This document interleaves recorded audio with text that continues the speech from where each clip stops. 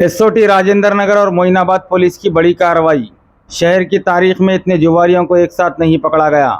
तफसीलात के मुताबिक मोइनाबाद के एक फार्म हाउस में बड़े पैमाने पर एक जुए का अड्डा चलाया जा रहा था, जो सिर्फ बड़े लोगों के लिए ऑर्गेनाइज किया गया था, जिसमें कसिनो के अलावा मुर्गे लड़ाने का भी जुआ चल रहा था।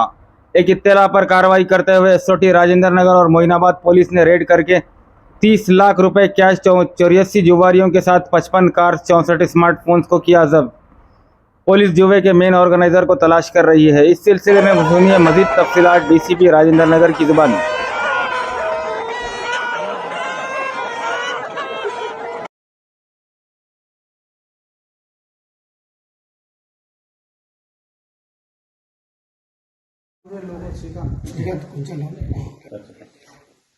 నిన్న రాత్రికి ఒక ఇన్పుట్ వచ్చింది. దాని మీద మన SOT Rajendra Nagar team and Moinabad పోలీసులు అందరూ కలిసి ఒక ఫామ్ హౌస్ లో, తోల్కట్ట దగ్గర ఉన్న ఫామ్ హౌస్ లోకి వెళ్లి అక్కడ రైడ్ చేయడం జరిగింది.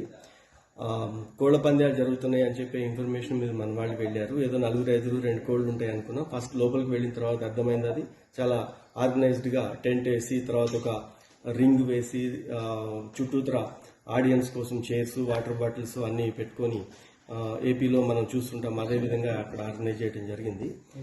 దీంట్లో శివకుమార్ వర్మ ఎలియాస్ గబ్బర్ సింగ్ అని చెప్పి అక్కడ గోదావరి జిల్లా ఇతను ఆర్గనైజ్ చేశాడని మనకు ప్రాథమికంగా తెలిసింది. అతని కన్ఫెషన్ లో కూడా అదే వచ్చింది.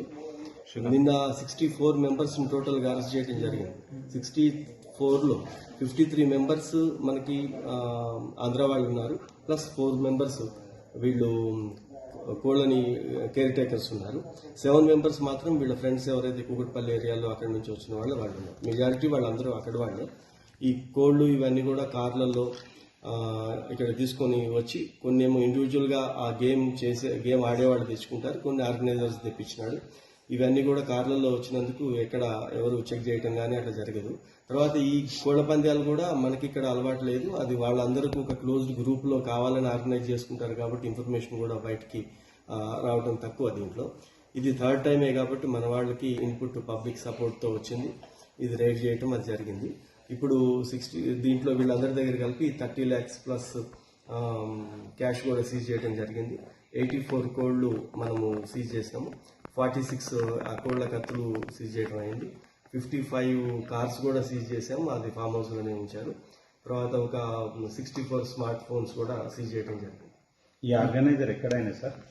ఇతను గోదావరి జిల్లా అంటే, ఇతను 2013 లో కూడా ఇతని మీద ఒక గేమింగ్ యాక్ట్ ఉంది. ఇప్పుడు మళ్ళా ఈ రికార్డ్ ప్రకారం అయితే ఇది ఫస్ట్ కేసు ఇప్పుడు మన దగ్గర. Okay sir.